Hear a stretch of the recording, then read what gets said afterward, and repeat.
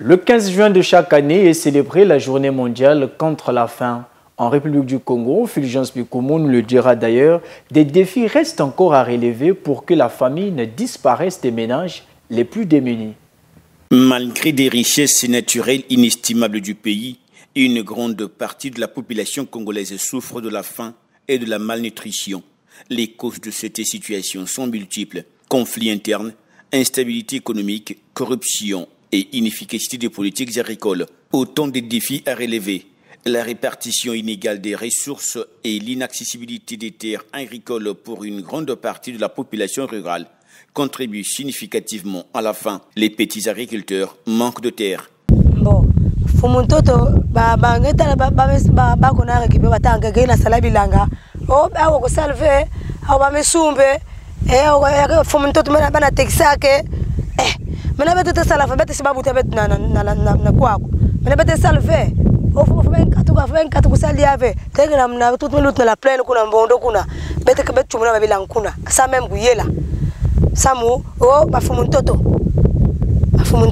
la fois passée nous avons na bibusa mona bilimba kuna mungu na kutuma mezeng zeng zeng ba icha bankaba oh mais je peux que ça mena mezeng ba icha bankaba mais mena bati na sala ba jardin kuna oh tonto mo sikeke ba maison chaka ba fumunto ta metu ba ta ba tonto sa ba la na mi kuzeng maison ya mi kuzeng sa pemesa mo si me ba papa beti sa ba ni sala bus kwa.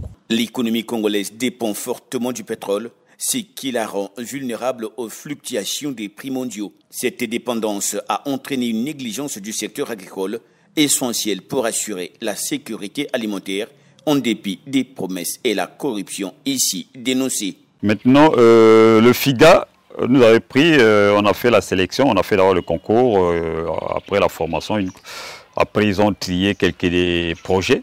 Je me suis démarqué, j'étais parmi les retenus, on a retenu notamment mon projet. Bon, mais on a accepté. Justement, jusqu'à 10 millions, est-ce que vous les avez obtenus? Non, on n'a pas obtenu, parce que jusqu'aujourd'hui, le FIGA est resté dans le silence et nous aussi. Constamment, je pars voir le directeur départemental. Oh non, attendez, comme on vous a signé l'autre la note de notification, il faut tout attendre. Quand PAD ou la Banque mondiale vient de démoner l'argent au Congo, vous voyez les ministres là, ils créent leur réseau, des coopératives bidons, moi j'appelle ça. Parce que moi, on m'a déjà consulté par des gens, oh viens ici, on va vous donner des millions. Non, non, on m'a déjà joué. Le manque d'infrastructures adéquates de transport et de stockage empêche souvent l'acheminement des denrées alimentaires vers les zones reculées, aggravant ainsi la situation de la faim dans les régions rurales comme Zabata, Mabamala, à 45 km de Mouyonzi Post, ou au-delà de Komono, chez les autochtones. Les longs circuits entre les lieux de production et les marchés d'écoulement n'améliorent pas l'accès aux produits frais pour les communautés rurales.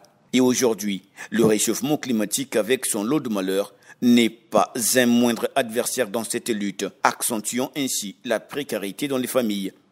Malgré ces défis, des initiatives locales et internationales tentent de remédier à la situation. Des ONG et des agences de l'ONU comme l'Organisation pour l'alimentation et l'agriculture, la FAO, ou la Banque mondiale travaillent de concert avec le gouvernement congolais à la mise en place de programmes de soutien aux agriculteurs. Ces programmes incluent bien la formation, la fourniture des semences de qualité et de l'équipement agricole.